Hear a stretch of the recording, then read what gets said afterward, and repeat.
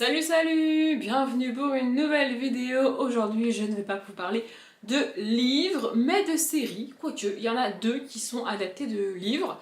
Je ne le savais pas avant d'allumer la caméra, enfin avant de regarder un petit peu les résumés pour me les remettre en tête. Cette fois-ci je l'ai fait, des fois je le fais pas mais là je l'ai fait. Et j'ai découvert que deux des séries dont je vais vous parler aujourd'hui sont adaptées de livres. Écoutez, why not? Bref, dans ces vidéos-là, donc dans ces Parlons séries, je parle à chaque fois de trois séries. Une que je suis encore en train de regarder, une que j'ai terminée, et une que j'ai abandonnée, parce que oui, comme pour les livres, il m'arrive d'abandonner des séries. Et je vais commencer sans plus tarder par celle que je suis encore en train de regarder, qui est un petit peu un ovni dans toutes les séries que je regarde et que j'aime. Mais j'adore cette série, c'est Astrid et Raphaël. C'est une série française et je n'ai aucun doute sur le fait que c'est la première série française dont je vous parle. Je ne regarde pas de séries françaises, je n'aime pas les séries françaises, vraiment pas. Mais celle-ci, je l'adore, vraiment. Je vais déjà vous expliquer pourquoi je la regarde, parce que vraiment en fait, quand tu me dis, quand tu me parles d'une série, n'importe qui, un collègue, un pote, ma mère, mon père, qui vous voulez me parle d'une série, me parle du résumé, etc. Et ensuite me dit que c'est une série française, ma réaction c'est ah vas-y, je la regarderai pas. Parce que série française égale, c'est nul. C'est comme ça, j'y arrive pas avec les séries françaises. Mais celle-ci, je l'ai regardée un petit peu contre mon gré, on va dire. On va revenir il y a 4 ans. Dans cette merveilleuse période qui était le confinement, le premier confinement de 2020. Donc en 2020 est donc déclaré le premier confinement au mois de mars, si je dis pas de bêtises. Et moi, à ce moment-là, je viens de commencer à travailler dans une entreprise alimentaire. Donc en fait, je continue à travailler, comme beaucoup de monde pendant le confinement, mais je continue à aller travailler. Je fais le trajet tous les matins et tous les soirs pour aller travailler et pour revenir, parce qu'il faut être sur place, parce qu'il faut remplir les foutus magasins pour que les gens fassent leur fichu cours. Hein, vous vous rappelez de cette période-là.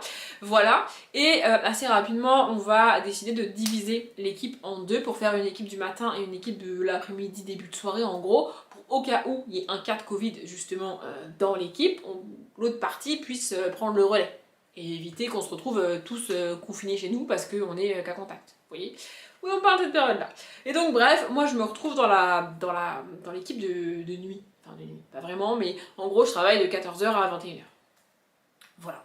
Et donc quand je rentre le soir, j'en reviens à Astrid et Raphaël, hein, promis. Quand je rentre le soir, il y a un soir de la semaine, il me semble que c'est le mardi, je sais plus. Et en fait, du coup, quand je rentre le soir à 21h, bah, je prends ce qui reste dans le frigo parce que mes parents ont mangé, j'habite chez mes parents à ce moment-là. Et donc je récupère à manger dans le frigo, je me fais réchauffer et je m'installe vite fait sur la table de la salle à manger pour manger mon repas du soir avant de regagner ma chambre. Comme une adolescente que j'étais à l'époque. Bref. Moi, j'étais pas du tout une adolescente. Bref, on s'en fout.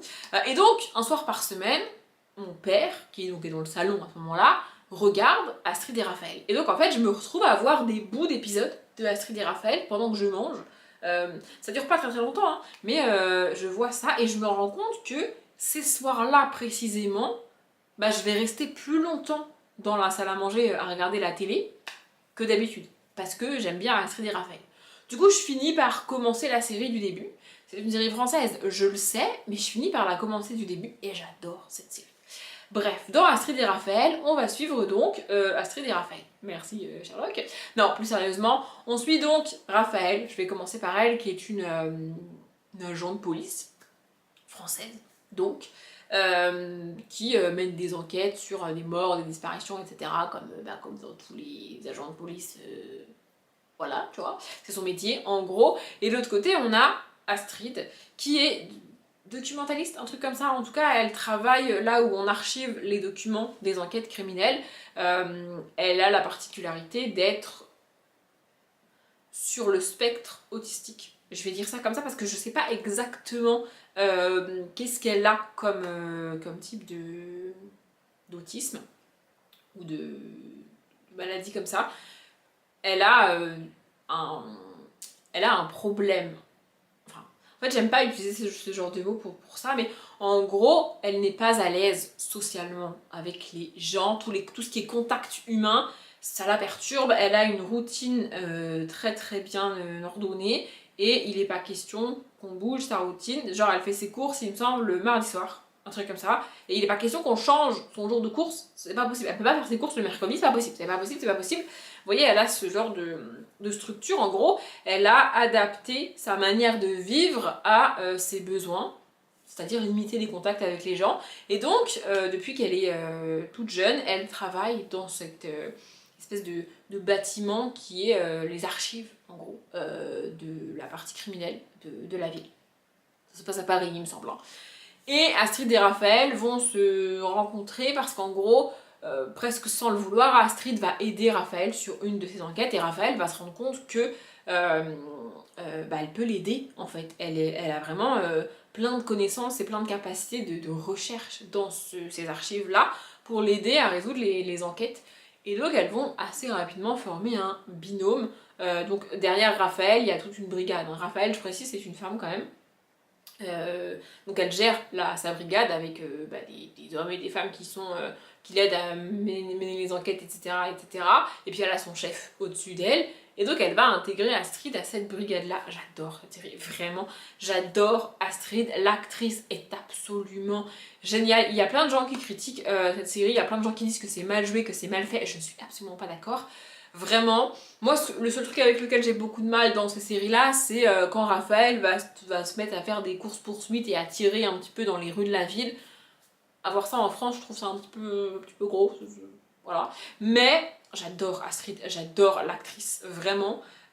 Sarah Morgenstern est juste géniale, vraiment j'adore cette série. Et c'est l'une des rares séries où à chaque fois qu'il y a une nouvelle saison, je re-regarde la série depuis le début. Non mais j'adore cette série, vraiment j'adore cette série, je peux que vous la conseiller, c'est une série française, certes. Si vous êtes comme moi allergique aux séries françaises, faites un petit effort pour celle-là, franchement elle vaut le coup, vraiment.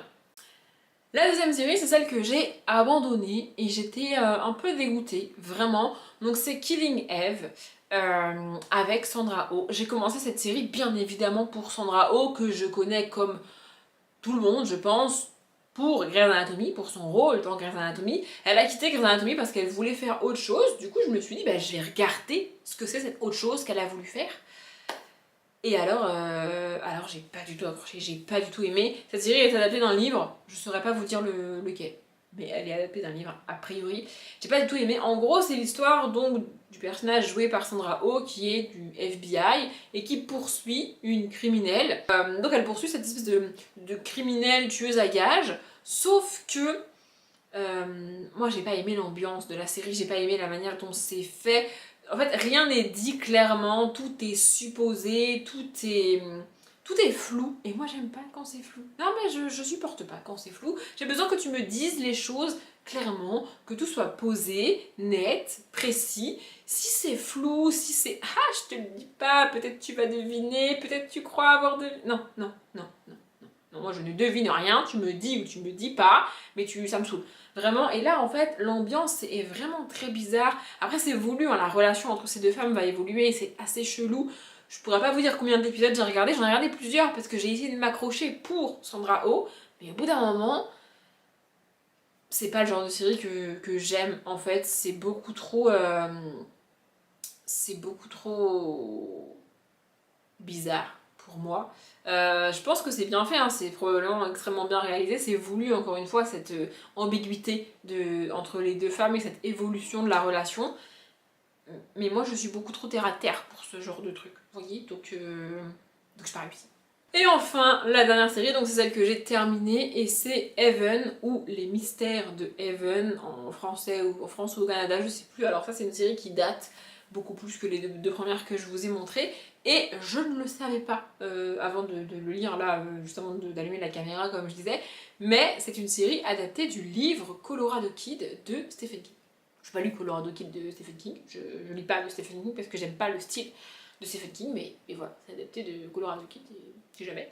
Et donc en gros, donc je sais pas à quel point c'est bien adapté ou pas, je pense que le point de départ c'est le même que le livre, et puis ensuite ils ont été plus loin dans la série parce qu'il y a quand même 5 ou 6 saisons, il me semble.